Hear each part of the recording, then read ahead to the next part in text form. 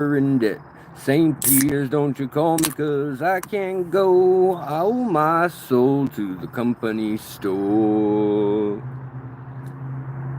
What is going on, everybody? Good morning, good morning.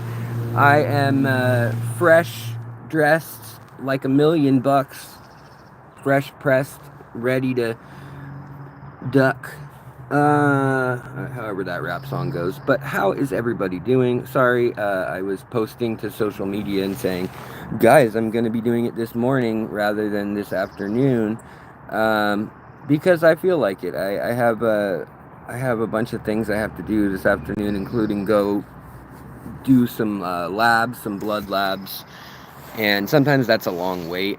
And so I didn't want to be late this afternoon for you guys and then have to cut out early because my wife and I also have a special dinner planned for an anniversary. It's not our actual wedding anniversary, but it's our dating anniversary, and it's been, I don't know, 12 years or something it came up. So we just thought it'd be fun to go out to dinner just because we've been living tight on a budget lately. And yeah. So how's everybody doing? How are we doing this morning? Coro, I always appreciate it. Sharing the links for where you can get the cool fishy stuff for a discounted price. I'm working this morning on, I was working all through the evening also on essentially the stacks guy. So I was getting plants ready for this thing, and I've been playing with it and just seeing how I like it, you know. And then we're gonna load it up here right after this live stream. I was even thinking about building it live, but then I was like, oh wait, I need to use one of my cameras. I can only use I've got my GoPro, I've got the phone, and then I've got another camera. But I was like, well, I kind of need all potential cameras when I'm doing a time lapse of the setup, plus doing cutaways of like, hey, here's what's going on. So yeah, what's up, Slossers? How's it going? How high up in the mountains are you that it's cold? Yeah, no, it's actually warming up today. But I was out before the sun was up, which was, I don't know, 2 hours ago. And it's probably 40 degrees this morning right now. It's not that cold. But it's warming up quick though. Yes, Matt's Fish Shop Matt, his YouTube channel, he also reviewed these things, and they come apart like so. You got like the tower inside, and then you've got the external piece, so that then there's a centerpiece, and then you can add up to 3 of these segments, and then you can cap them off at the top like so, and even put a substrate in the top. But really, it's you could maybe do like a thin carpeting substrate at the top, or you could do an immersed plant maybe. But you probably couldn't get away with doing much else at the top there. Yeah, oh yeah, Blake did a review too. I just saw that, yeah. And so did Daniel Keeping Fish. So apparently they're making their rounds, the Habby Stacks prototype. These are all 3D printed. Watch me break it accidentally. But yeah. So, what else is going on, guys? How are we doing? Aquatic Moose, what's up? Henry Figueroa, what is up? Sherelle, hello. It's a beautiful day in the Pacific Northwest. Indeed it is. It's nice and sunny. We haven't had good sunshine. Short of yesterday we had some, but before that it has been a while since we've had nice weather here. It had been just cloudy, rainy, kind of like we're living in a soup. Not the most fun. And yeah, so let's see what else is going on. Outside in Aquatics, what's up? Habby Stacks needs fat stacks so they can stack their stack their plants to the moon. Yeah, I'm not gonna lie, I am surprised at how much they need to kickstart for. He must be making a whole lot of them. So I don't know how many they're making at first. Mm, but it's probably not. And, you know, I would guess that the way he wants to do it too, ideally, I think, is not use plastic. He wants to use like a soy or corn. Is it cornstarch? No, maybe it's not cornstarch. Cellulose based plastic, and I think that is a bit more expensive to injection mold with that. They probably have to make the actual mold too, which is like I know those are at least 10 or 20 grand, like just to make the metal mold down to the, and they got to be accurate down to the tenth of a millimeter when you're doing interlocking stuff. Hold on, let's go to the backyard. Ba ba ba ba ba. ABC, what's up? We got lots of great people in here this morning, which is nice. And yeah, I just figured we'd do a live stream here in the morning, because it's just so nice out. Volcanics, what's up? Fish Family Link, what's up? Ian, hello. Let's see here. Ba, ba, ba, ba, ba. So what do you guys want to talk about? What's new? What's new? Waiting for plant delivery. So I have a sad story. I actually ordered more than I've ever done before. I was kind of just cheering myself up about some stuff going on a while back, and I ordered $150 worth of Bucephalandra, which I never usually do. I mean, I've never spent that much on plants at once online, um, before shipping or anything. Like, I spent that much. And I ordered them, and my PayPal default, my dad used my PayPal for eBay. Bought something on eBay, needed to use a PayPal account, so I said, sure, use mine. So he put his name and address as the info so he could use it. And then when he set it back afterwards, he set my old address in Seattle that I haven't lived at for 3 years. So it got sent there 4 days ago. There was never any confirmation info or anything, or even just like, hey, your package has been sent. So when I called yesterday to be like, hey, when are you sending plants out? He's like, oh, I sent them out a week ago. And I was like, no. So I called my old landlord and I was like, hey, is there any way we could, you could message them and see if they got like a big box of plants? Because I was going to put them, I was going to put them all over those Habby Stacks. At least 2 of the layers were going to be boosts, hopefully. And now I don't even, yeah, I haven't heard back from the people who live there. I'm kind of tempted to go drive over there. It's like a half an hour away. But I feel like I don't want to be a weirdo psycho either. So I'm not going to like show up at their house and be like, give me my package. Where did it go? Maybe they sent it back, but if they did, it's taking a really long time to get back to its, yeah. The Thistle Witch, man, I am so close to saying something inappropriate with your name, but I love it. I set up a new 20-gallon long, bought $120 worth of Anubias, and they got Anubias rot. That is rough. Yeah.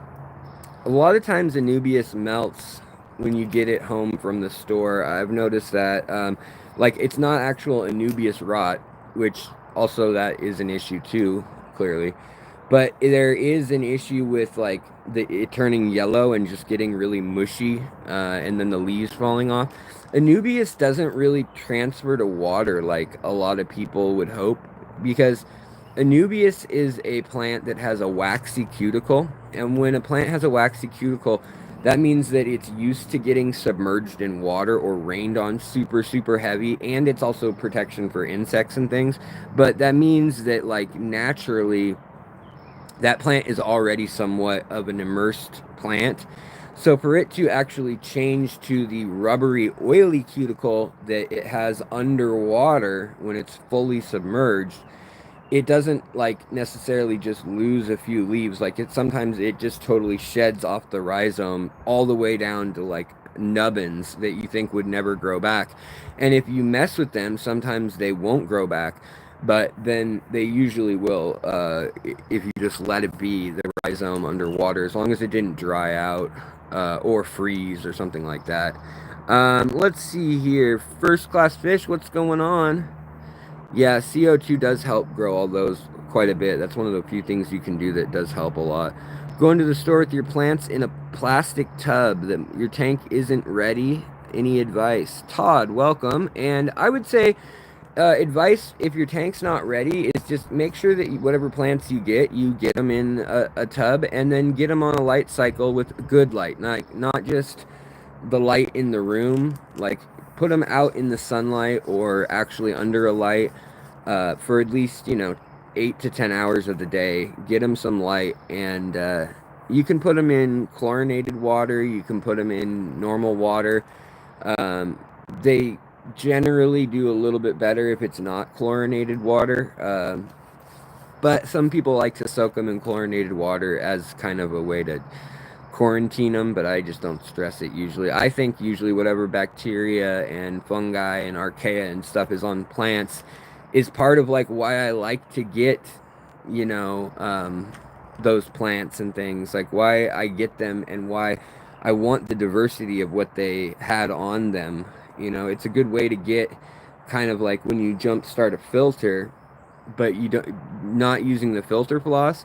Like a lot of stores, I wouldn't ever take their aquarium and want to jumpstart my aquarium with theirs, because it's like this big system and it always has fish coming and going, and parasites are a real issue with that. Plus just so many different bacterias and stuff that are foreign to that'll be foreign to the tank, that one can sometimes become kind of a monoculture and take over. And so I like to introduce quite a few different plants, but yeah, when you get them home, just take care of them like you would, with the light cycle, and also change out the water is not a bad idea too. Oh man, my allergies are kind of getting to me today, so pardon me if my eyes are looking red at all or anything. Slossers, I got an algae bloom in my tank. It's almost done. Now the gobies. Oh yeah, gobies, gotta love that. Considering using water, change water in your tubs. Sure, that's fine. Alex, my oyster mushroom compost bed is popping. So much mycorrhizal activity, you'd love it. Yeah, I've grown those on just about anything. I've grown those on logs. I've grown those on coffee grounds. On what else have we used?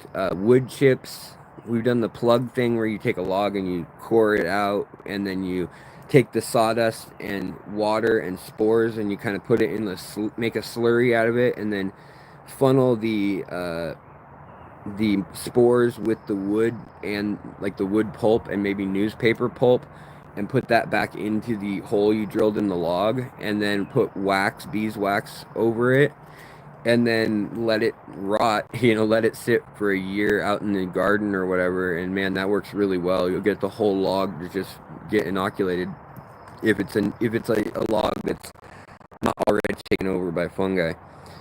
Alex, the age-old question: can you do something to speed up a cloudy bacterial bloom, or is it really just patience?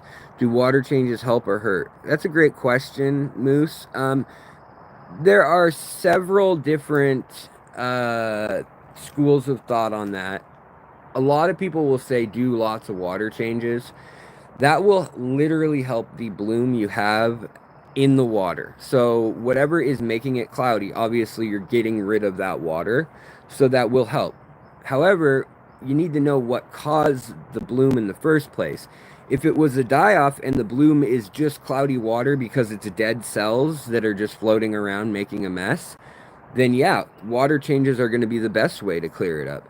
However, if it is cloudy because you are having an ongoing battle between two different kinds of bacteria, or maybe wood is in your tank and it's getting all the tannins and stuff, the fungi is breaking it down, and you're getting water rot, and that's fighting with the bacteria, trying to both take over the spot. And sometimes you'll see, like on spiderwood, it'll be like a purple color or a brown color of fuzzy, or diatomaceous growth will be like a darker red color, and then the water rot will be a white, snotty looking stuff. But what that is it's the empty cell walls and dead cells from any sort of wood or plant floating in the water. And around the plant, it will get all slimy and stuff. And it actually forms a biofilm because so many other bacterias, and then not even bacteria, but like protozoa and nematodes and like little things that are, millions of times, well, not millions, thousands of times bigger than bacterial cells, will form that layer of gooey, slimy textured biofilm and eat it. And that's what like shrimp and like live bears, a lot of fish love that. I think people forget we feed our fish so much with these like enriched foods that, yeah, of course they love them. It's like made up of baby sardines pasted, like fish organs and like little tiny fish that aren't big enough to sell, and they're all ground up into a fish meal. And then like, they add other things that fish evolved just to want, like fats and proteins and sometimes, sugars and things that like, just like for us, we're like, ooh, sugar, yeah. Doesn't mean it's good for us, doesn't mean we need it, but it hits that little chemical responder that we evolve because it is rare in the wild. So we've evolved to seek it out so that we get enough of it.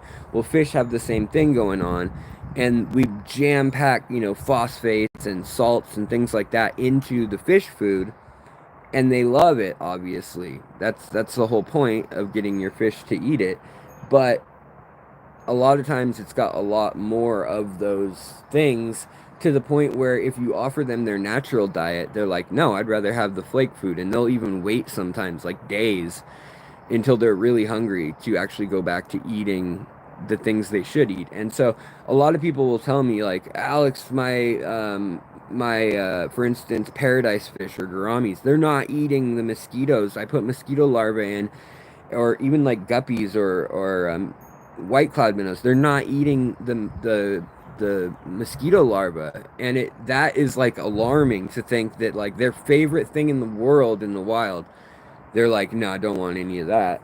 I'll wait for the bright orange flakes. Yeah, if I could completely remove sugar from my diet, I would.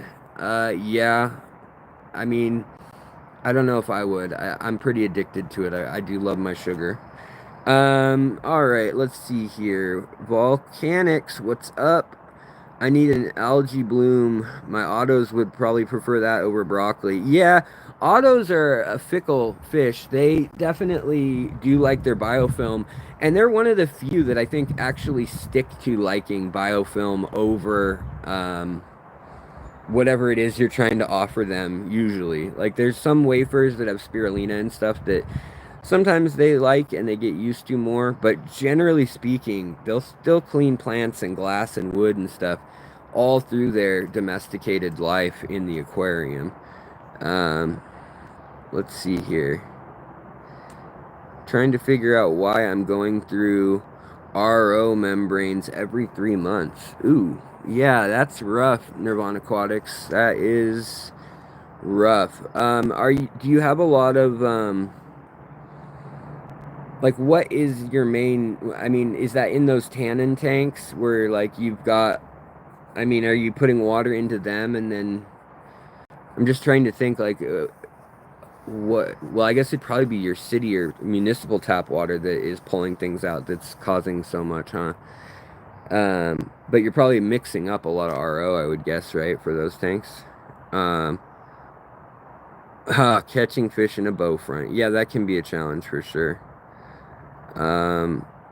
First class fish says Moose Alex will give good info, of course, but if it's a new tank and all else is good, I'd wait. But if ammonia is super high, I'd moderate water change. If ammonia is reasonable, I'd let it be. Yeah, I mean, I think that's fine advice too. Yeah. A lot of people hate a lot of people really hate, you know, cloudy water or mulm or whatever it may be that isn't sterile looking, isn't like picture perfect looking in the aquarium. You know, I've had several subscribers over the last, you know, since we started the channel. And, you know, there's a few of them I've had like around almost 5 years. You know who you are, that are like, I need my water crystal clear. And like they've got it in a, you know, an actual, like, very nice species container or like water sample container. And they're looking at it like 8 inches of water, you know, to make sure that it's clear and no little speckles, no, you know, anything. And they kind of can get obsessive about it. And I think that it that is not a great way to keep aquariums for your own health, but also just, you know, water is usually clean in nature when you let it be, but what clean is kind of an interesting definition, because you can have a muddy river that's very clean that has water that would be very drinkable, even to humans. So it's all a little bit of a game that I guess you have to play. Alex, can you look up at the question I tagged you in, pretty please? Um,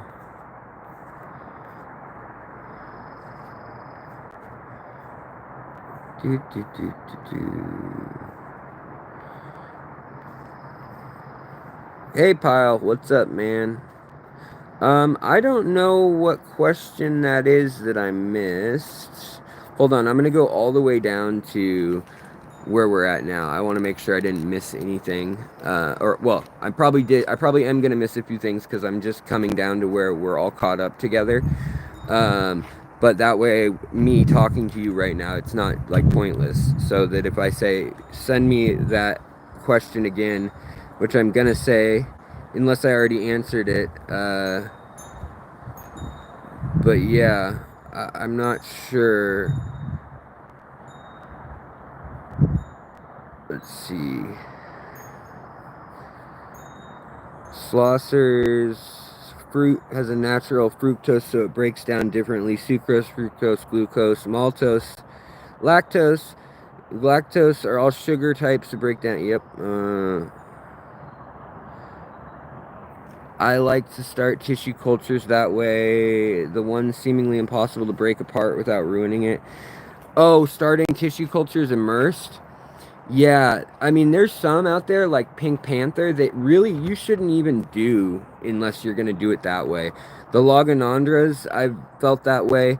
Also, uh, oh yeah, and Johnny Best, Alex, your rainbow fish healed up when you put it in acidic waters. Yes, and I don't know if I have enough footage to do a video on it yet, but I have been doing kind of just a trial, because a lot of people have been messaging me saying, Alex, we don't have antibiotics in our country. Like, I'm in, you know, Belgium or Germany or wherever. And what do I do when I can't get a hold of these things? And I've felt really like helpless and frustrated for them. And, you know, I've been trying between salt dips. So do a salt dip. And then if you have an aquarium, a QT aquarium that's already cycled, and you keep it right around 6.5 or 7, somewhere in there, and then you add botanical leaves to it, as long as you got a species in there that can handle it, so that way it's gradually coming down, and you keep the TDS real low in that tank. It is pretty impressive how quickly I've had a lot of fish, especially with bacterial infections, heal up. I mean, the bacteria does not like, especially if it's an injury or a bacterial infection on the outside of the fish. So it's like the fins are rotting, and it's not a fungi, it's not a little parasite. And you know, it's a secondary infection from a wound, or you see that there's some scales gone and like it's all red and irritated, and it's not dot patterns like a parasite, but it's rather like a big swollen infection, like a lump that's kind of red and shiny. That kind of stuff gets healed in acidic waters, especially if they're coming from neutral or even mildly acidic waters. If you put them down into like 6.0, the thing is, you just don't want to shock the fish. But yeah, I have had really good luck with just putting them in acidic water with tannins and just giving them good quality food. It's amazing when I treat with the medications that are in our hobby. I'm coming out in control tests, and granted, you can't say that like just because you have two tetras with ick, they're both equal. Like it's as close as you're gonna get. Like if you have two tetras and they both have like 4 or 5 spots, little white spots on them, that's, I would say that's pretty close to a control or to the same thing, but it's not technically. And when I do something like that, like take one and treat it in the tank, add ICX, do the temperature thing, versus just taking it out of the tank that it was in, putting it alone and in a calm, dim environment with leaves and botanicals in there, and give it food that it doesn't need to compete for, keep an air stone in there. I've been amazed at how well that works. I think it's almost 50-50. Parasites, no, but even like fungal and other fungal, bacterial, and yeast, related infections and outbreaks on the fish. I have seen, or dropsy's another one, that the rate of survival when it's in the issues that are like 50-50, if it's going to live or die, I have had really about the same luck doing that versus giving them the quote unquote like vet recommended treatment or whatever. um Tiffany Clark says, I just listened to your last live where you were up all night, like 1 a.m. in the morning, and took tons of notes. Okay, well, Tiffany, I'm glad that it was noteworthy. That's cool, and thanks for tuning in.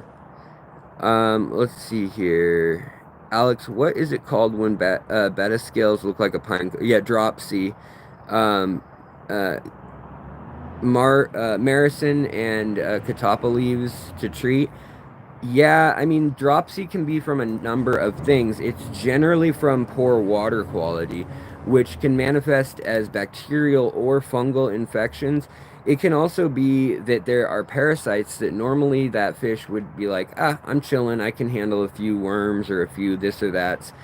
But once it's run down its immune system, maybe it's stressed from situations in the tank too. Um, it's just the perfect storm for it of like being like run down, and pine coning and the eye bulge are, they're not good signs, obviously. And I'd say dropsy, it has kind of a 50-50 recovery. A lot of times when you do that, um, you would also see that the eyes don't go back ever. The scales should relax again. But yeah, let's see here. Logan, sorry if you answered this, I zoned off. What's your opinion on predatory fins? I don't really know those guys personally at all. I think they bring in some really cool fish. They do a lot of fascinating videos, and they have the facilities that are appropriate for the fish they keep, which I appreciate. Florida's a different world, and I think because they're set up there as their kind of foundation where they started, um, a lot of people have pools in Florida that they're like, I want to put fish in it now. And that is like one of the rare occasions where, and places where it's warm enough all year, and you have, there's people with space. People have yards, people have pools, and it's not, $2 million, $3 million like in Seattle here to have a pool. You have to be wealthy. To have a house in Seattle, you have to have at least $1 million a lot of times. Well, that's not true, but I mean, your house, there's no houses in Seattle right now under $500,000. So if you add that with the cost of living and cars and stuff, like that's what I mean by like everything you own plus your dual incomes or group incomes, probably uh, almost near $1 million. Let's see here. Sounds like right treatment loss. Hey Alex, I have a 3-gallon bowl tank I use for bladder snails. Is there any tips for having stinky water? I change the water, or is it only adding nutrients for the cloudiness? That's a really interesting question, that Juggalo M2C. When you just have a bowl of water that is stagnant, it's a little tricky if you just have snails. If you have some sort of organism like Daphnia or scuds or, some other little microorganisms that eat algae and that eat detritus, that will really help your water quality. Even just paramecium, so infusoria, even using just like the stuff that forms in rancid water essentially, and the bacterias and things that will grow in there, those will break down a lot of the things that are causing smells. However, if it's smelling bad, that's usually eutrophication, we call it, of water, which is when there's not enough oxygen in the water, and so therefore you can't even get algae growing to the point where it's going to detoxify the ammonia and stuff. And I mean, I think what you're going to need to do is, yes, water changes, but I think you may need an air stone in there. Or maybe once you do water changes, the fact that you do water changes once in a while will help. But what happens is you need to get the establishment of a diversity of bacteria, a diversity of microorganisms. Otherwise, a bowl that's just filterless isn't really sustainable on its own. And a lot of people like to tell you that, it's no big deal. You can put a little aquarium together like that. And I've shown like all the filterless videos and stuff, but really like the way I'm adding aqua soil, the way I'm adding lots of plants, the way that you do a thick enough substrate layer, or I mean, you kind of learn over time. You can do this or you can do that, but you got to do one of them. And a lot of people pick a method and then they say, oh, I really like that method, but I don't want to do this part of it. And they don't do it, and they don't fully understand why that part of the instructions are there. So, like, whether you're following Father Fish, or whether you're following somebody who does gravel vacuuming once a week and their tank looks like there's spotless and it's only gravel on the bottom, and yet they've got crypts growing fine and stuff, they may be doing root tabs. And the fact that the root tabs leach out into the tank, they might as well be liquid dosing. So some people just liquid dose fertilizer every week, and they make sure that the nitrates are at 20 or 30 parts per million all the time. And that's fine if you want to do that and have all the nutrients in the water, and then the plants are all feeding from their roots. They're feeding off the water from the roots down in the gravel or in the sand. They're not getting their nutrients from the substrate. And that is a really common thing I see, where people think they're growing plants from the water, or from their aquarium gravel or their sand, and they argue, oh no, my sand or my gravel has nutrients for my plants. They're growing fine out of it for 5 years. Well, one, if you don't gravel vac, then yes, you can build up a layer that's big enough that there is nutrients in it. But two, if you're gravel vacuuming and keeping that the rocks clean of the fish poo and the algae and all that stuff, there's nothing in there. So what it really tells me is that your water column has enough nitrates, has enough, dissolved solids and trace minerals, that those plants would have been able to live floating in the tank if they're living like that. And that's fair. There are plenty of plants that live floating in a tank like that. Um, let's see here. Salvinia arculata, giant Salvinia hornwort. Yes, love that plant. Uh,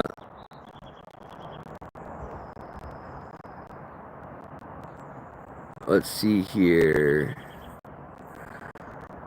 Keto. I tried to go. What in the heck? Coro. Um, for editing, it's weird. Let's see here. I'm just seeing. Really, yeah. Coro, if you want, I haven't gotten to the point yet to see if you. Uh, hold on. Whoever there, I guess we got some trolls in here. You can bounce them if you want, Coro, if you haven't already. Thank you, buddy. I know that's a lot of work, and you don't need, I mean, you don't have to feel, uh, don't feel obligated. If you're like, I can't take this is stressful, I'm annoyed, just I mean, don't feel I don't pay you, buddy. I understand. um let's see here. Ever kept a native tank? Any advice on collecting? I've never netted. I might. Oh, a darter tank, that would be cool. um Yeah, native tanks. No, I don't really have any advice other than just they're just kind of non-heated tanks. I mean, I would run filtration with them, and also maybe a power head. Most native fish that we catch in North America appreciate oxygenated water and flow. You know, we don't live in a tropical rainforest with like bogs and things. We even our marshes that are somewhat stagnant, our ponds and things, they're not stagnant like a tropical forest where it rained 6 months ago and hasn't since, and it's just sitting there as water. So in around here, yeah. Ooh, fireball quarries, very cool. Yeah, I saw that they have also the Pantanolensis quarries, which are so beautiful. Man, I wish I could afford those. Um, anyone tries raising fairy shrimp? I have not. Um, Discord, you're gonna know. Haven't. Okay, hold on. Coming down to where you guys are again. Um,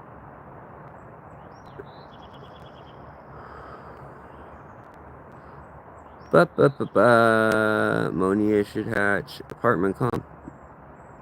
Oh, Nirvana, you're saying that your apartment complex uses salt-based softener. Oh, yeah, that would definitely run your aquarium or run your filters, stack them up, clog them up. Derek Wheeler, thank you, buddy. And I used your techniques on all of my tanks. Oh, awesome. The real question is, why did you change your channel name? Was it because of the FFT channel? FF Fish for Thought channel, or the Friday Fish Facts? Are you talking about? Well, so any case, the reason I changed the name is because a lot of people were trying to tag me and they had trouble. That, and a lot of people who even have watched the channel at that point for 5 years were saying it's the secret your aquarium's secrets, or the history of your aquarium's secrets. Like, people were still tripping over the name. So even though I did like the secret history living in your aquarium quite a bit, um, I understand that it was like a mouthful, and having the words the and your in a name of a channel confuses search even more, because those are like words that are descriptive that people use for search queries, but they're not generally in titles of a company and stuff as much. And so keeping it down to the subject matter, and even more so like a made up word, like fishtory, where it's like fish and story or fish and history slammed together. It makes it easier for when people at and search, because that's how now you search YouTube also. If you want to search a channel that someone's already made, you know, you find their handle and then you search that at handle, and then whatever other subject you're curious about with it. However, their indexing system is garbage. They stopped using the tags that everybody has been using for a decade in their titles, and now they don't give that priority. They look at the captions of the video, what actually gets said in the video. They use AI to see what images are in the video, and they go by a ranking system that is now linked to when they feed you content on YouTube. So YouTube wanted to be more like TikTok in that they want to guess what you're going to want to watch. So if you watch a video and it's done and it's on auto play mode and it picks another video for you, that's what they want, first of all. So then you stay watching YouTube. But two, whatever it picked for you is kind of fascinating, because you know that's like what they're pegging you to be interested in. And if it's some really disparate topic from the one you just watched, they probably think you're very ADD. They think you're very like prone to leaving the platform after you get one fish related video. Whereas if it serves you up another fish video that's related, they probably know you're someone who sits and watches several fish videos in a row. But the thing is, that system that serves things up, it used to serve things up indexed based on what you're interested in, and now it hasn't done that. Uh-oh, is my audio still breaking up? Hold on, let me get down here. Hold on, guys. I'm probably behind. Okay, now I'm back where everyone is. I might have missed some questions. I sorry I keep doing that, guys. Let me go. I want to get my soda real quick. I might break up a little bit while we walk around the side of the house. I put a Wi-Fi extender so that like the whole property has Wi-Fi now.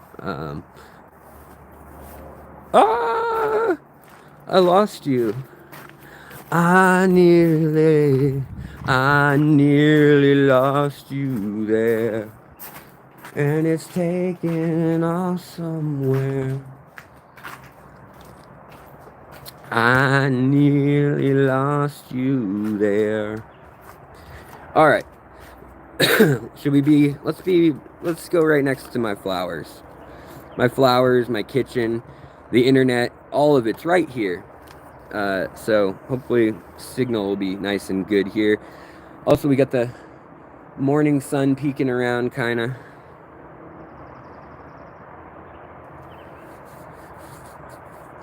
Man, my skin is dry today. Sorry, guys. But yeah, so when I'm done with this video, I'm going to also try to find a few more plants, maybe.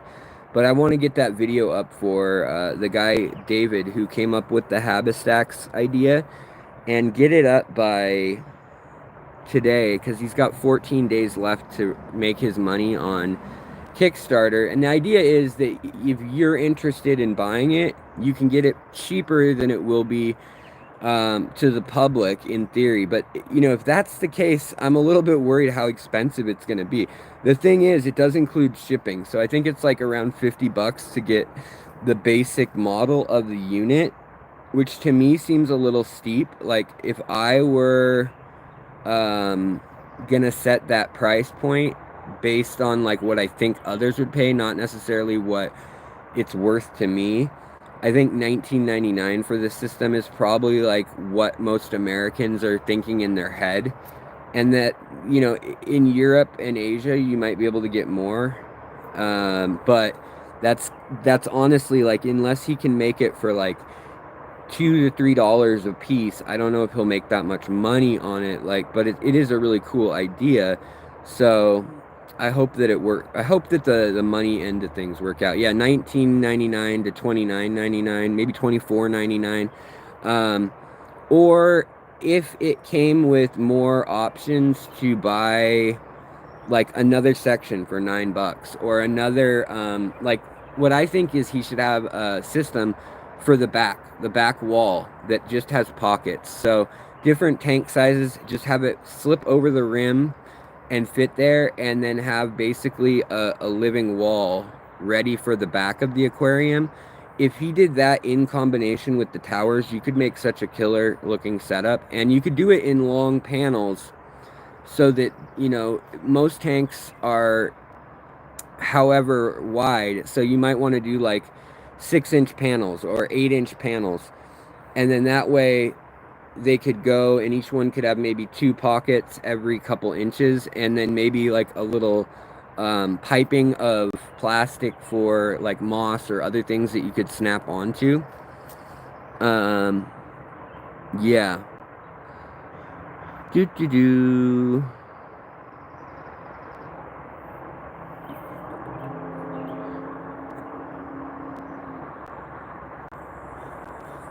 Leah, what's going on? Discordia creates, what's up? Games are, hello. My worry is that roots will eventually overcrowd each other, and also eventually the removal of plants may not be thrive. That is another issue in his trials. At first, there wasn't as much room in the stack as there is now, and I guess he kind of ran into that issue and then decided to make it a bit more space. But I think eventually you're right that like the roots will just become insanity in there, and that's why it's really best for rhizome plants, technically speaking. I think if you put root plants in there, boy, you'd be in some trouble quick. But when you put something like a crypt and then a few rhizome plants like Java fern and Anubias, that stuff I think would do fine. Plus, there's lots of room for water flow, which is really smart and good that he did that. Also, Mama Duck, welcome back to the tribe. I know you have been a watcher of the channel for a while, but welcome back and thank you so very kindly for your support. It is much appreciated. Neo Veritas says, I ordered trout goodied from LRB. Do they breed year-round? Yes, they do breed year-round. They get pretty big. I don't know if you know that you know all about them yet, but they are yay big when they're full grown. I mean, they're easily 6 inches. Like, I would say a Siamese algae eater is comparable. Maybe even, they might even get bigger than that if you super feed them. I was looking at some at Aquarium Co-op, or no, yeah, it was Aquarium Co-op who had them, and they were from Corey's personal stash, so he power feeds them. He has someone who feeds and cleans his tanks every day, but then he also has the auto feeder on, so his fish always come out like monster size. It's really wild. You bought a lot of those 3D planters with the rhizome plants can be shoved in the slots for the volunteerism is the answer. The HOB inserts for plants, those are cool. I've always wondered if that's a good thing or a bad thing for root health. Have you noticed, how do the roots do on your plants that are in that filter refuge, like in that little water compartment? Because I just wondered if the bottom of an HOB, if it's, I mean, I know the water is cycling through there, but I was wondering, is it cycling through at a fast enough rate that it's really, keeping up with everything and not rotting or anything?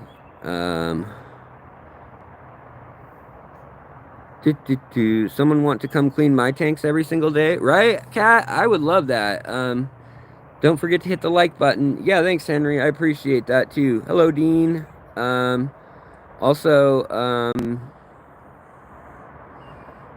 Waiting for Burley. Hello, top of the morning to ya. Oh, top of the morning to ye. Just got my 50-gallon acrylic aquarium, and I noticed my cat was able to jump up.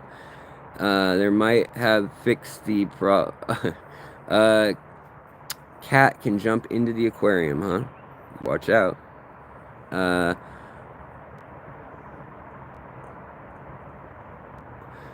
Discordia says, I don't know, I've had plant in mostly clogged, hang off the back filters for a few months.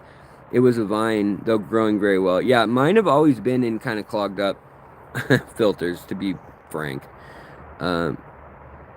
Yeah, and substrate, you're right, Nirvana Aquatics, makes a huge difference for plants. And that's what I was just saying. When people say, I have gravel and it grows plants, and I'm like, well, if you're vacuuming the mulm completely out of your gravel, if you're doing like digging down into the gravel with the siphon and the fish, like you've got your tube siphon with the gravel cleaner, the gravel vac. If you're going in there like every week or every other week and sucking up all the poo and waste, you are not growing plants in that. And even if they put root tabs in it, you're not growing plants from the substrate. You're just growing from the water column, and your roots happen to be under some gravel. But really, you're still in the oxygenated water column. So you might as well just liquid feed the plants at that point. And I guarantee the plants that they're talking about are plants that you could float and grow anyways. They're not plants that are, some super hard to take care of, like Rotala, Florida or something. Oh, you need ideas to prevent your cat from trying to jump on the tank. Ooh, the other thing I forgot to say in a recent video, somebody asked me, how do I stop fish from jumping? I forgot to mention about Pepe the pigeon. So I have that toy pigeon that's like a wind-up toy that jumps, like it hops, but it's like yay big, and it's like for your desk or something, but it's a bird. And I put that over the aquariums, and the fish, if I set that on the bar lights, the fish are not gonna jump. They think that bird is like a bird waiting to like come down and get them. Uh, yeah, cats don't really like foil. I've seen that before too, where people scrunch up foil and the cats don't like it. Also, that like tape or glue strip, the 3M stuff. Um, Christopher Harvey, do you have time to email me? You can just say yes or no. Yes, I can email you definitely, but I don't know how big your topic or subject that you need help with is, buddy. But sometimes emails get backed up for me, and I try to answer people thoroughly. Um, yeah. Games are Alex. What are your thoughts on easy phosphates that Co-op is carrying? I think it's really interesting. One of my biggest comments years ago was get rid of the nitrogen out of Easy Green, make a nitrogen supplement, make an iron supplement, and make a potassium supplement. I was told that that was a stupid idea. People want an all-in-one, and that was kind of the end of it.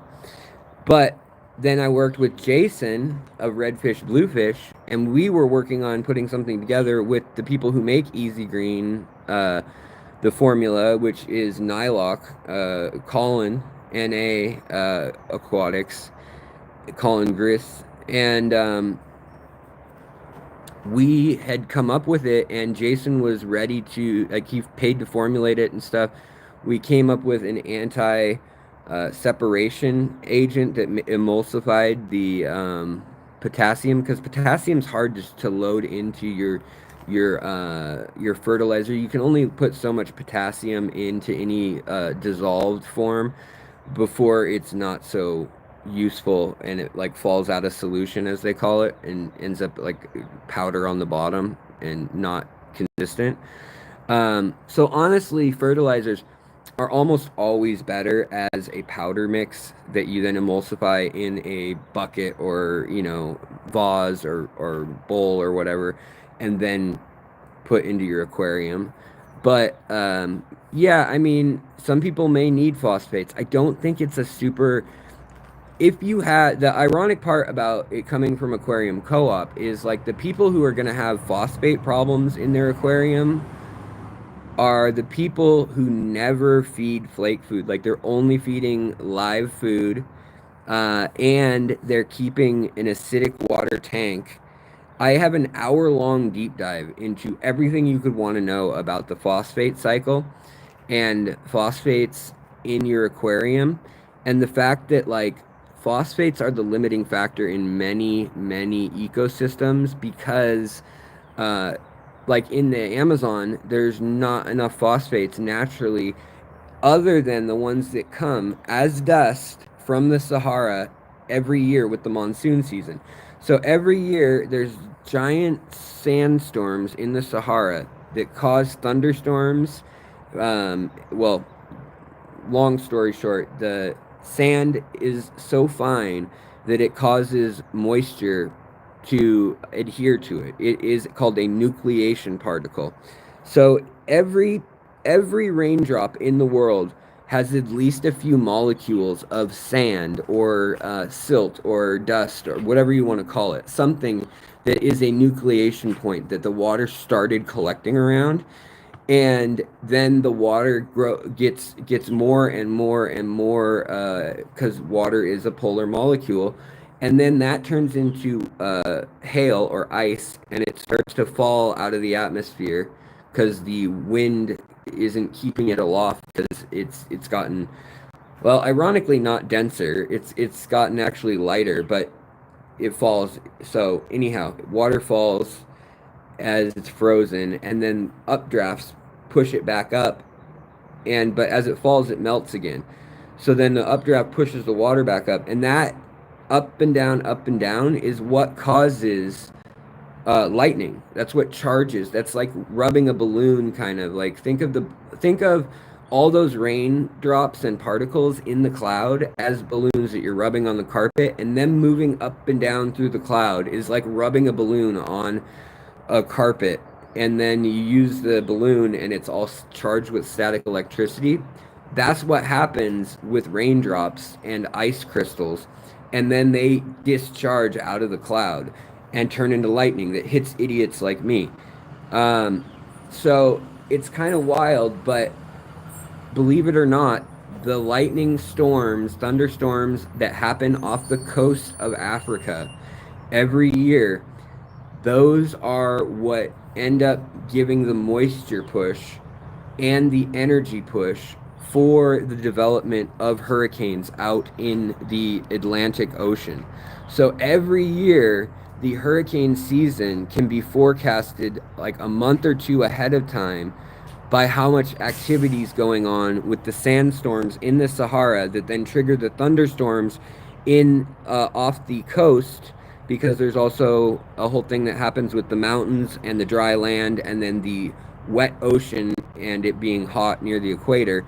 And all that happens, and then because of the Coriolis effect, things spin and they head down towards the equator. But a hurricane nor a typhoon has never crossed the equator. Never in the history of weather will you ever see a hurricane or a typhoon cross the equator.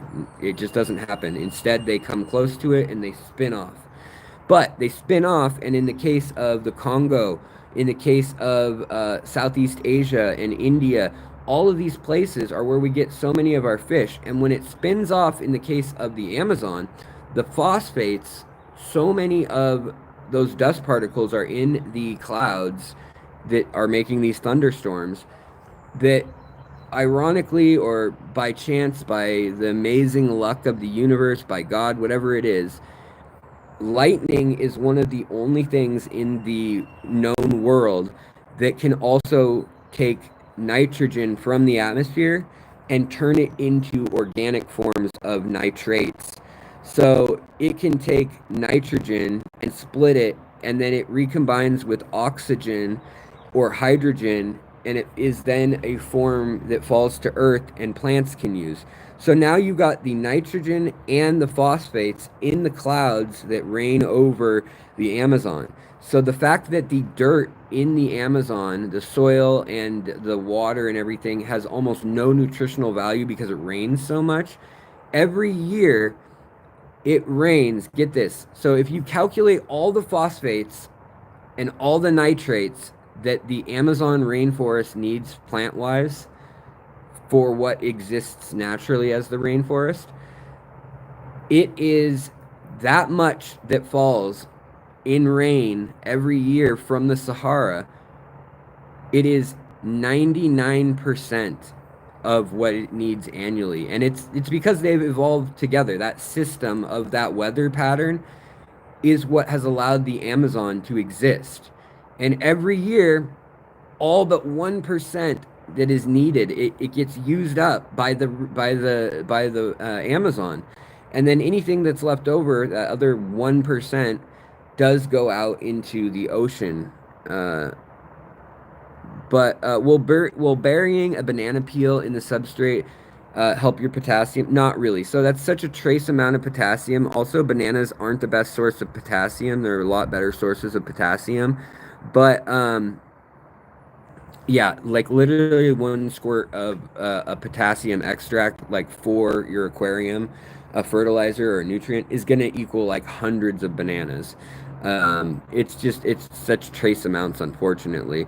And yes, bananas do have potassium, but there's things like I think what was it, spinach and like broccoli. So there's a kale. There's other things that have potassium in higher amounts that would surprise you. I think like was it like peanut butter or something? There's some other thing that you wouldn't think about that also has quite a bit.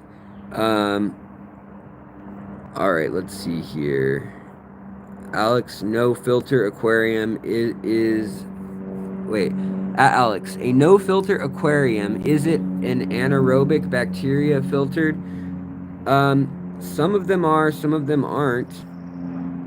If it no water's moving around, no filter aquarium.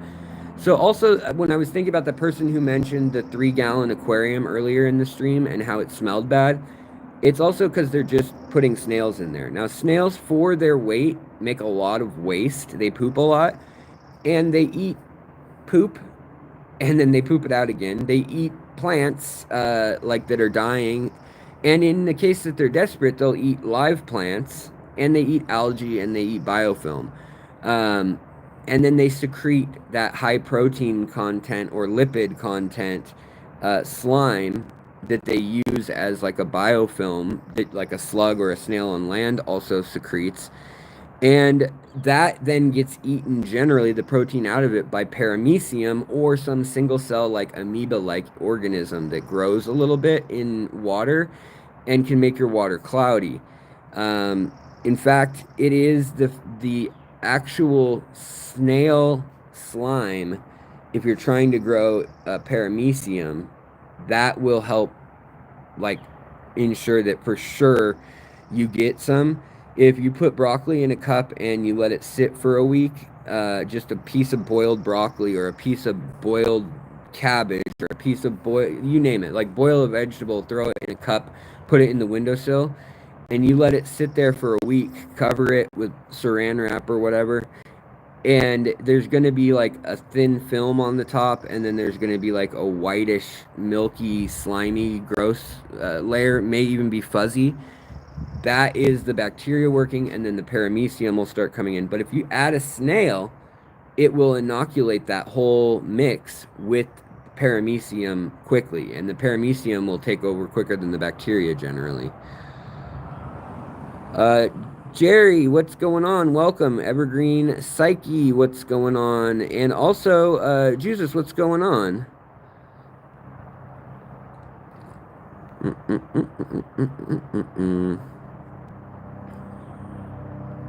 Zezhan Earthos. I'm going to have a hard time saying that name, but I apologize ahead of time. Mr. Kelly.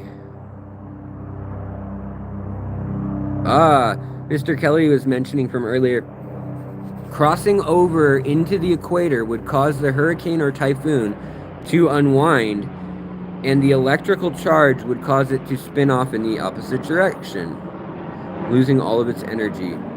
Yep. Hello, Jason. What's going on, buddy? I heard that lightning and RNA help generate the original life. That could be, we don't know for sure, but it could be. They've definitely looked at RNA and tried to understand whether that is what helped form life. Oh, avocado. Yeah, that's another great source of potassium. Potatoes. That's one, Jess, that I was trying to think of. I appreciate that. Yeah, potato skins are really high in potassium.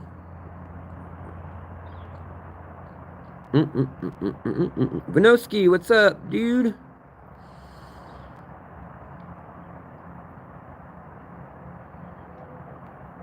Alex, what am I drinking today? Oh, Susan Moore, I am drinking Dr. Pepper Cherry. Corbin Dallas, Multipass.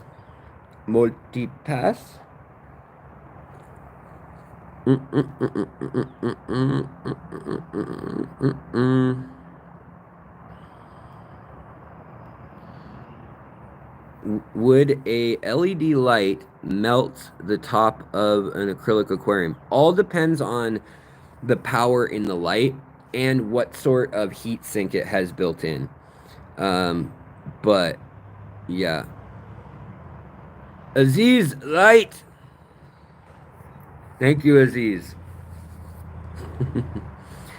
Quirky K, what's up? Nicole C, I am drinking cherry Dr. Pepper. It's the breakfast of champions. That's right. I used to be a real degenerate, but now I'm just, I still got to be partially degenerate having a soda in the morning. Although to be fair, I've been up all night.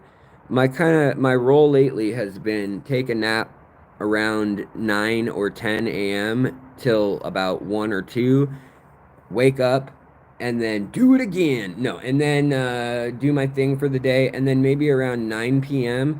I take another nap for maybe 2 or 3 hours, and then by 11 or 12 p.m. I'm up all through the night again. I don't know why. That's just been the schedule I'm on.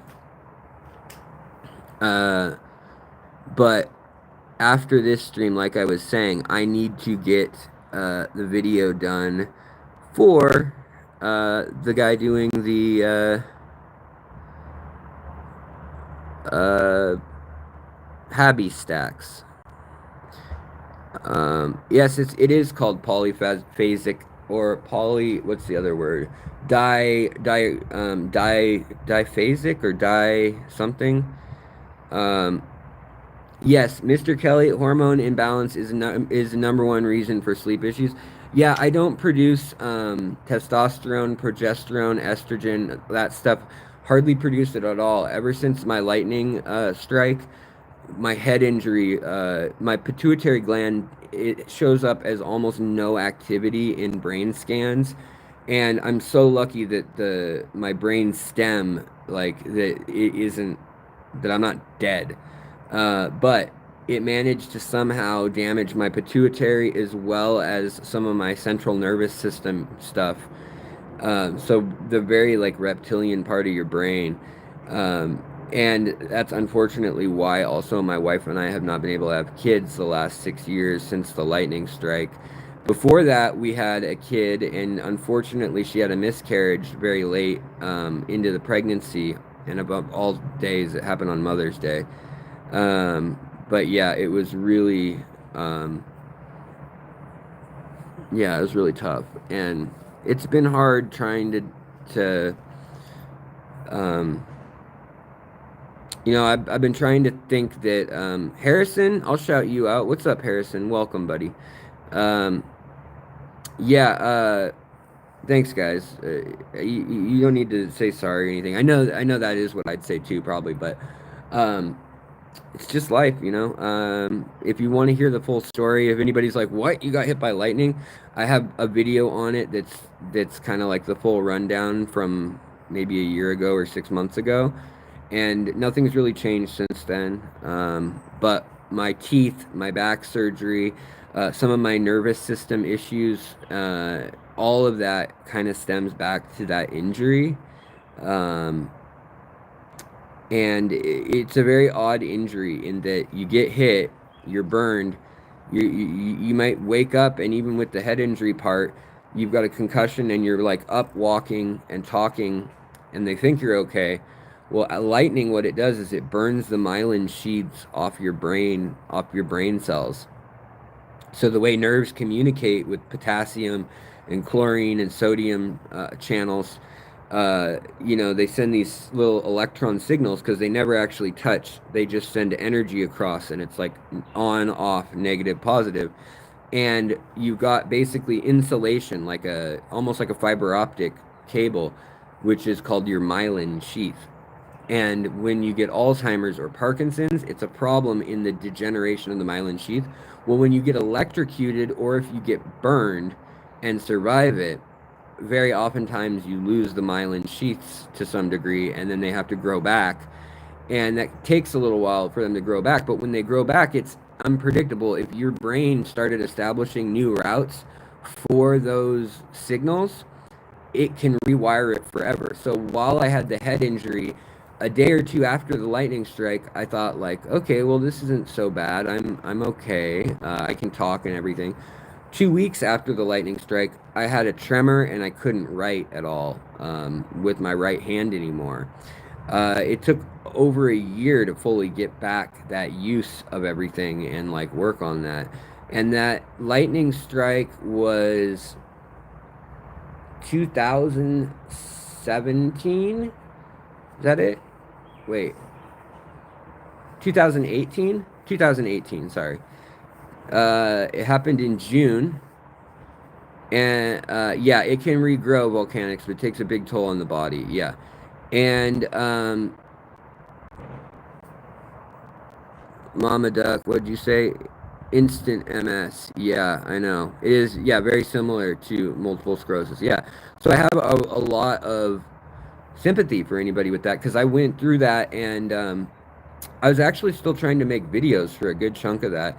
And you could see me just like losing thoughts, and also just like I had like this tremor like this all the time for a couple months. And I did get better from resting and stuff, but what would happen is I would get sleepy within a half an hour of talking, like within an hour of talking. And now, all the way this time later, I get really excited and hyped up like certain weird times, but I also get drained really easy. And if I get overly tired, I'll get tired to the point where I don't make sense. Like my words, I sound drunk, and it's a bummer too because I haven't drank in, it's going to be 16 years this year.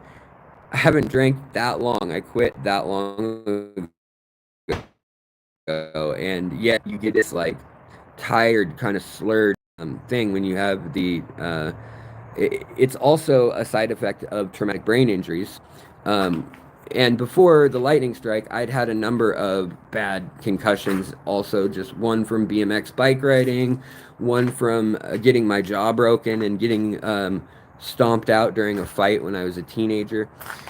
So, yeah, my brain has had a bit of a rough ride.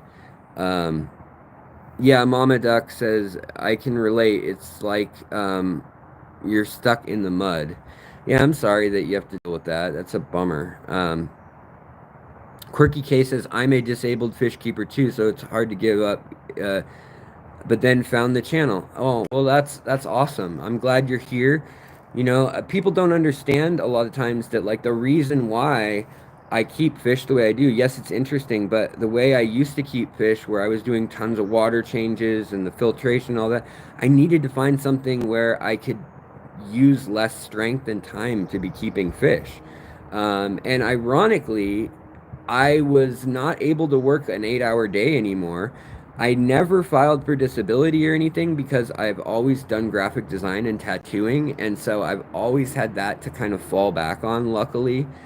Um, but YouTube got popular, and then I stopped doing the graphic design, and now I pick up gigs every here and now and then.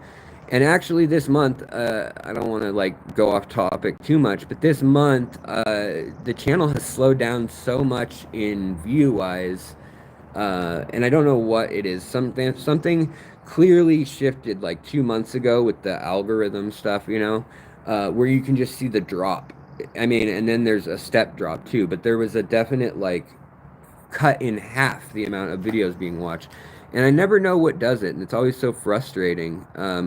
You know, Evergreen Psyche, pigeon in the videos before he talked about it early in the stream. Not a joke. Yeah, Pepe the pigeon. Hold on, I'll go get him. Um, what did Mr. Kelly say that I miss? What did I miss? TW Chisholm. Have you ever looked into Eastern type energy healing Reiki? Yeah, one of my best friends is a Reiki master practitioner from, I mean, he's originally from China, but he's Chinese, but he went to Israel, he's been to Japan, he's done a bunch of different workshops. I've given everything a shot.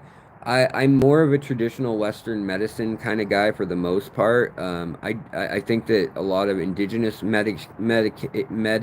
medicine, and also just the way you live your life, that's where I think that has an even bigger impact. I think Western medicine's a generally okay, good way to empirically treat, like, this has happened, your bone's broken, we're gonna put it back into place, right? I think that it's great for that stuff. If I have cancer, if you have cancer cells, chemotherapy, or if you have an allergic reaction, Benadryl, boom.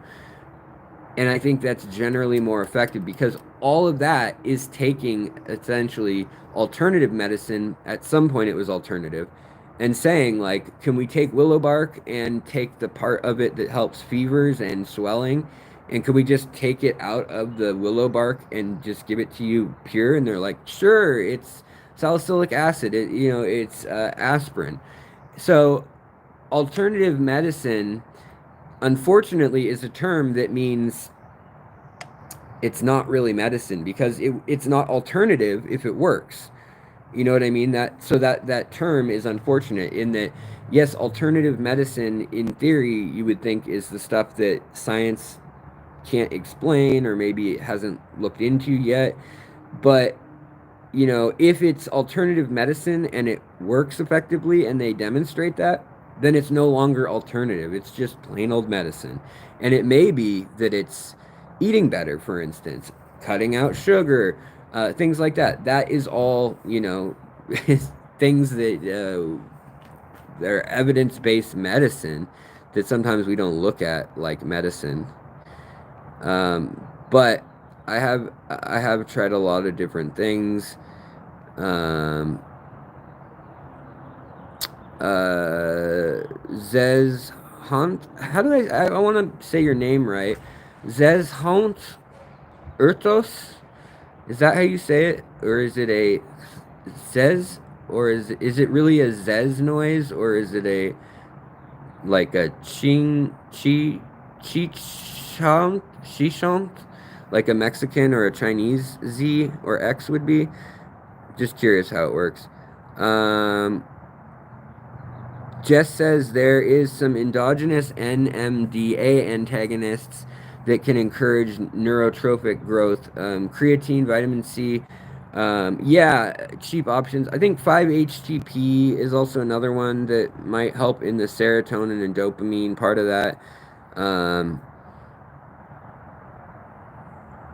Yeah, I think a lot of Tiffany. I understand. Even if you have a small channel, this time of year stuff does go down a lot, and I'm kind of accounting for that. John Hopkins has a great psilocybin treatment department. I would like to get into that again. I used to guide people. I don't really talk about it much because it's not legal right now. But I used to, it's past the statute of limitations, but I used to guide people who had terminal illness, and I just sit with them while they took substances, and I would just make sure they're okay, make sure they have water, help them with any like questions or realizations that they may have had. Um, so it's something that I think is definitely like very important in scientific research right now, and I'm glad that they're finally doing the work that's needed on that subject. I've seen it profoundly help people that were just terrified of the fact that they were dying or that were really having a hard time processing, grieving and like talking to loved ones and stuff. And I've seen it just open them up to the point where like they were okay when it was time to pass. And I really haven't seen anybody go through that other than people who've like had a meltdown. And I mean that with love, in that, like, I know a couple other people who have had like total meltdowns where they sell everything they own and they like divorce their spouse and they like disappear and go backpacking for, a year. And that's a rough way to come to the same conclusion. That's what I would say. Z's. Okay, cool. Z's haunt Erthos. All right, cool. Ziz haunt Erthos. Cool. Okay, cool.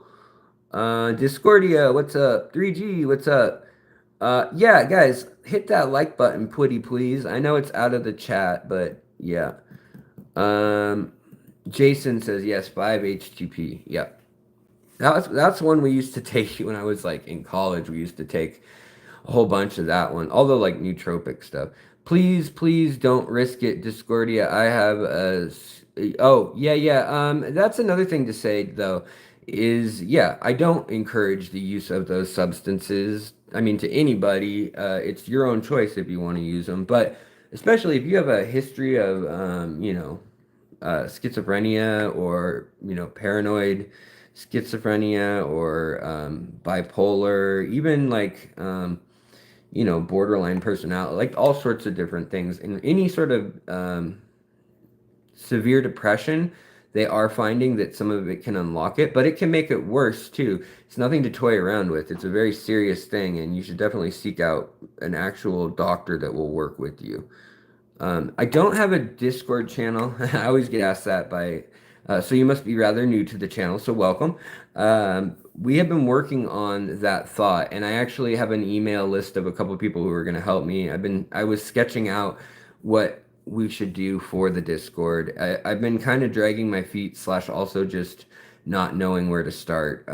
But in theory, yes, Discord should happen soon. Um, uh, uh, uh, uh, uh, uh, uh.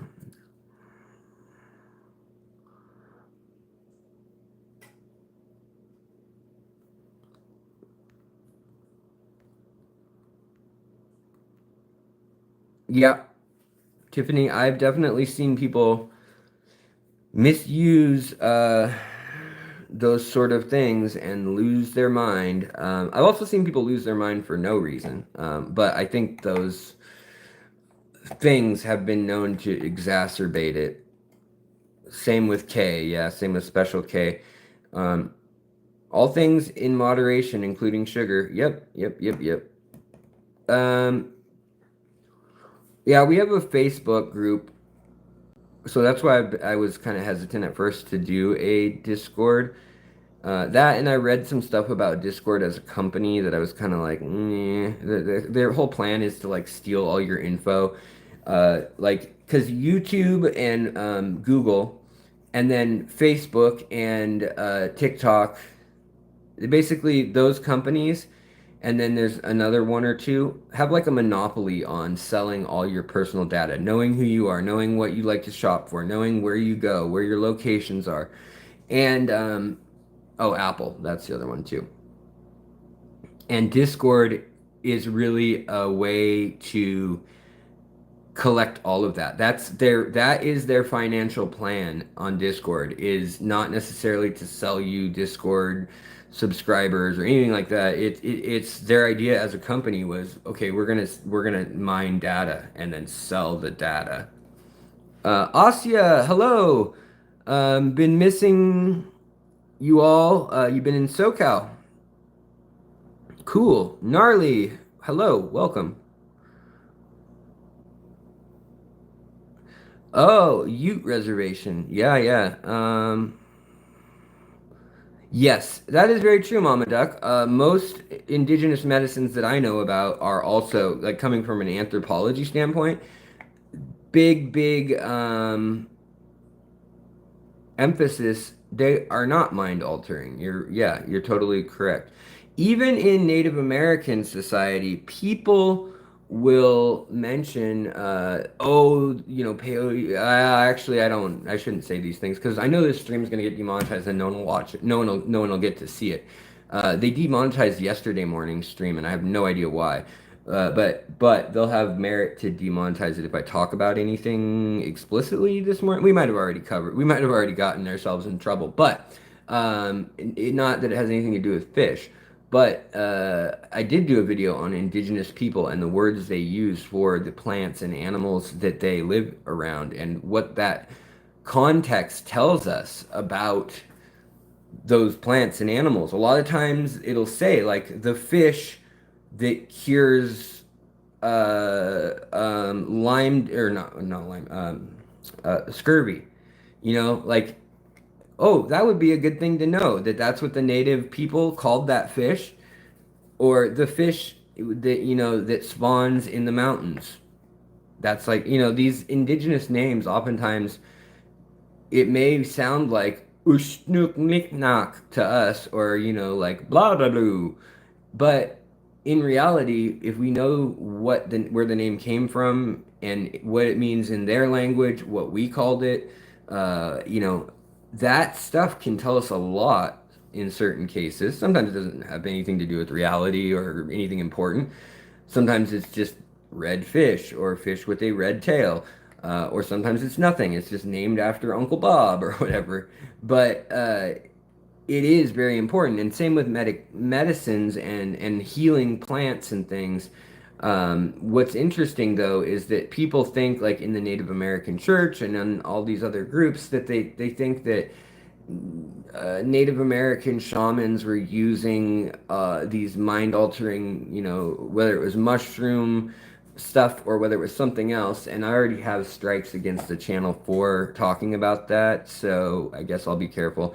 But um, I'm not condoning it, just talking about it in an educational sense since I studied this topic of anthropology and ethnobotany and ethno cultural enthogenics. But the uh,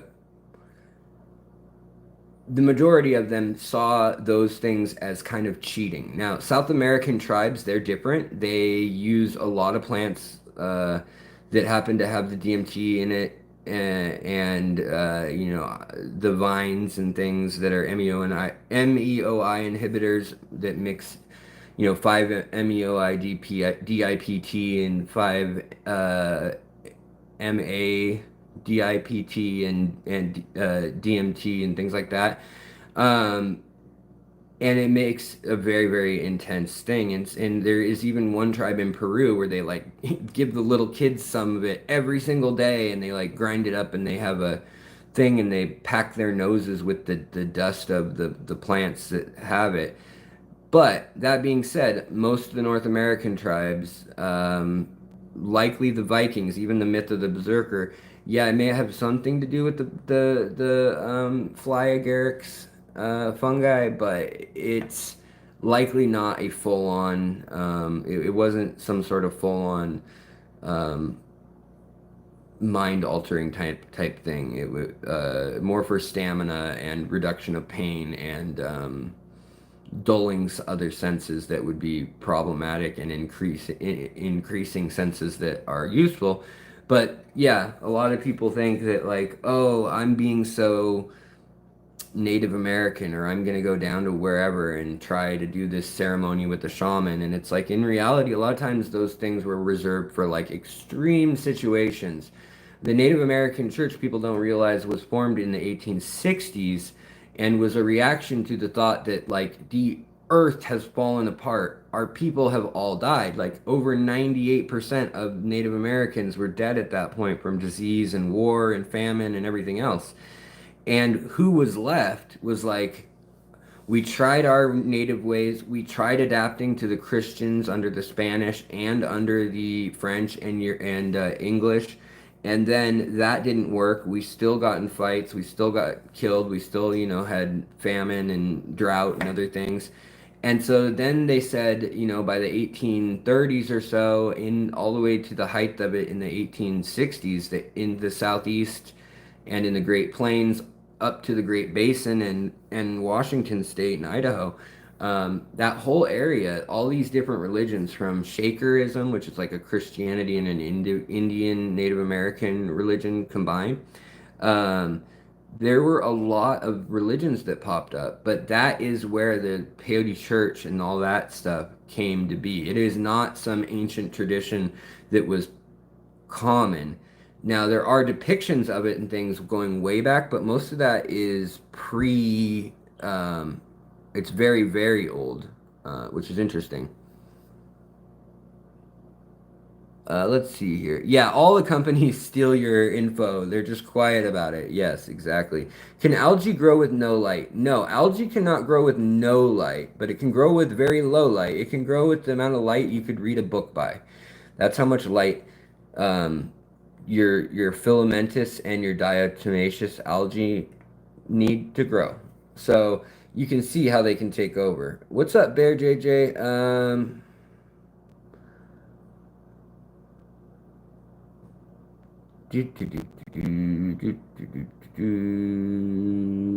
Kanye is in here. Moen. No, I don't actually, Moen. Not anymore. I don't do anything anymore other than like prednisone and oh, what else? NSAIDs, I do those.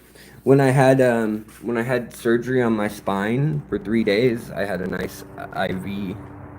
That's the last time I guess I really got to do any. So do we have any other questions? And so light therapy is being studied to in relation to Alzheimer's. That's interesting. Yeah, light definitely plays some interesting roles with also like the fact that we can't get nutrients any other way than the vitamin D we get from natural light is like different than the vitamin D from plants and things. We can't just like take a supplement and totally fix it all. That's really fascinating to me, like what the things that work that way. Mm. And to follow up another earlier thought, phosphates, very rarely will you be lacking phosphates in your aquarium, like I said, unless you're doing a very, unless you have anoxic filtration, deep substrate filtration, and your tank is old, like 5 to 10 years or older, that's when all of a sudden your plants may have tapped out the phosphates. And generally, you need to also have exhausted all of your. You need to exhaust all of the nitrates and other things that come kind of in conjunction. They get used up one for one in the plant biology of it all.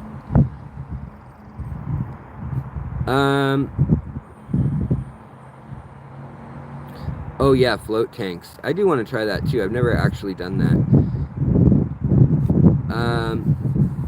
All right, guys. Well, I'm itchy. This Douglas fir is raining down little yellow pollen grains on me.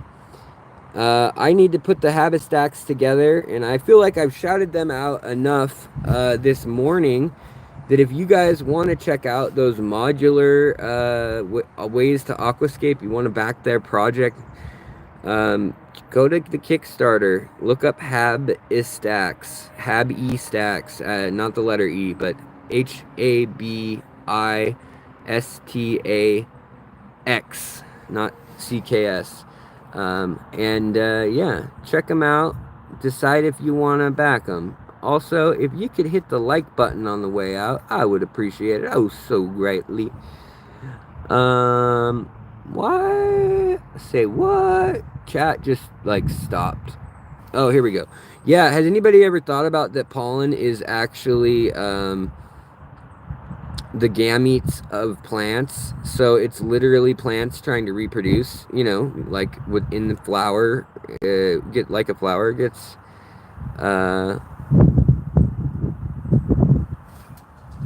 pollinated. And so when you get pollen on you, that's actually the plant's gamete. Yeah, so when you run through the forest, you get allergies. It's like plants like covering you in its genetic material.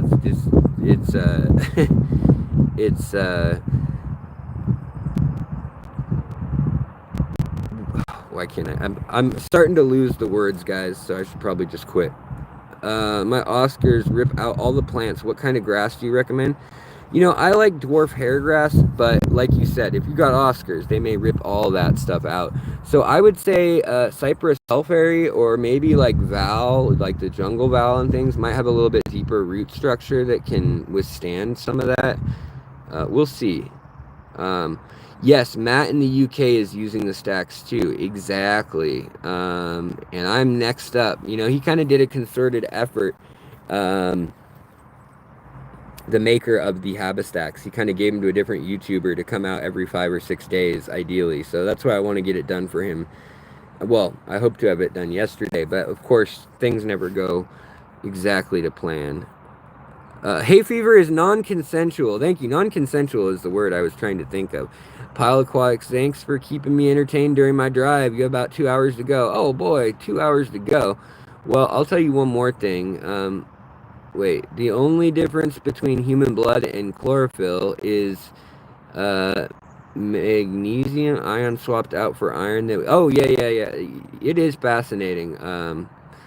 Plant science. That, and I mean, there's photosynthesis A, B, C. I don't know. Sometimes they're given Roman numeral titles, but pretty interesting.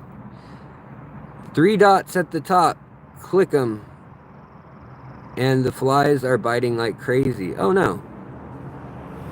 Uh, yeah. Tomorrow. Yeah. Okay. Well, I'm gonna get. Yeah. I feel you, Nirvana Aquatics. I have to stick myself in the leg twice a week so my immune system doesn't try to eat me whenever the plants are horny. Yeah, that's a good way to put it.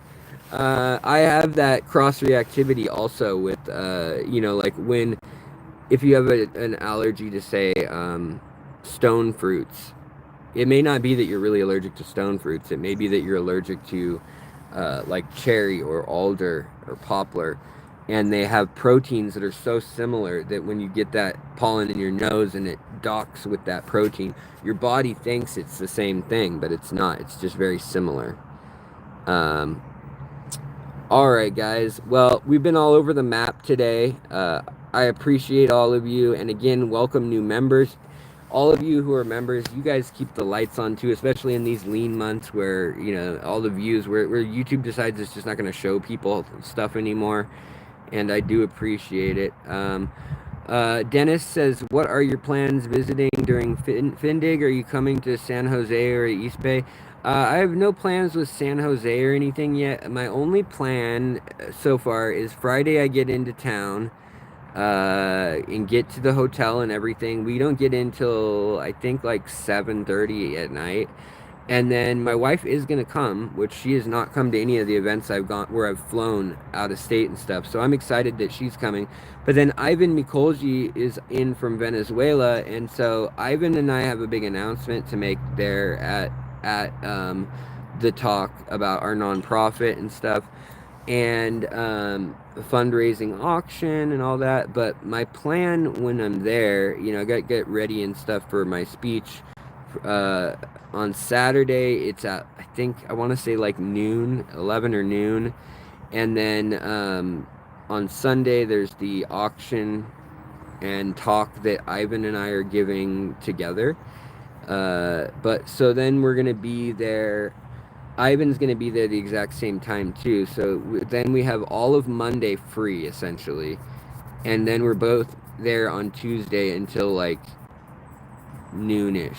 And then we gotta go to the airport. So we don't have a lot of extra time, but we have a little extra time.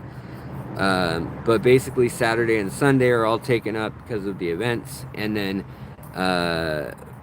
Monday we're thinking, I've been wanting to go see the redwoods. They're 6 hours away from Sacramento, the big tall cedars along the coast. So we may go to the John Muir woods that are 3 hours away, and then we may go to like Ocean Aquarium and some of the aquarium stores like AFA down in San Francisco, and then spend one night in San Francisco, and then in the morning, first thing at like 8 or 9 a.m., head back up north, get ready to the airport. We haven't figured out cars or anything yet, so we still need to rent a car if we do that. But that's kind of the plan as of now. Anyone going to Sheridan, Wyoming? I would love to do that. I'm not, but boy, I would love to go. It's hard to get to Wyoming from Seattle, like flight-wise. It's even hard. Nobody wants to go directly there. There's not enough big enough city. All right, guys. But I would love to drive if anybody's driving from Washington or whatnot. Maybe Bob Steenfott will pick me up on his way. He only lives like a half an hour from me or something like that. Okay, guys, have a wonderful day. Hit that like button if you haven't yet on the way out. I would appreciate it greatly. And yeah, check out any of my old videos if you're wanting content. There's a bunch up that I bet you haven't seen. You'd be like, where'd that come from? I hope everyone has a great day, and I'll see you later.